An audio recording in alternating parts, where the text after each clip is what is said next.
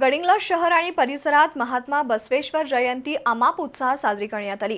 काय कवे कैलासाच्या गजरात मिरवणूक पार पडली।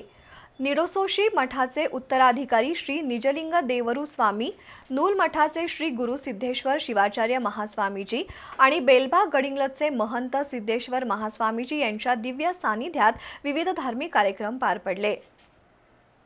गडिंग्लज शहर आणि परिसरात महात्मा बसवेश्वर जयंती अमाप उत्साहात साजरी करण्यात आली।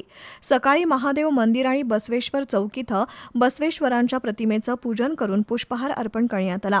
महादेव मंदिरात वचन स्पर्धा घेण्यात आली।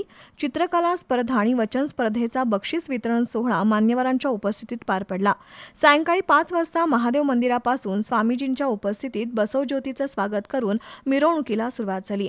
शहरातील मुख्य मार्गांवरून ही मिरवणूक काढण्यात आली। स्वामीजींच्या हस्ते महात्मा बसवेश्वर आणि छत्रपती शिवाजी महाराज यांच्या पुतळ्यांना पुष्पहार अर्पण करून अभिवादन करण्यात आलं। त्याचबरोबर शहरातील विविध संघटना आणि मान्यवरांनी पुष्पहार घालून अभिवादन केलं।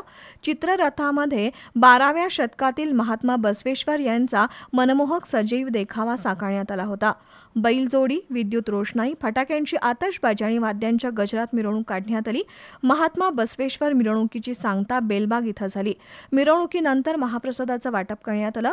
विविध कार्यक्रमांसाठी दिवसभर समाज बांधवांसह गडिंग्लजकर मोठ्या संख्येने उपस्थित होते।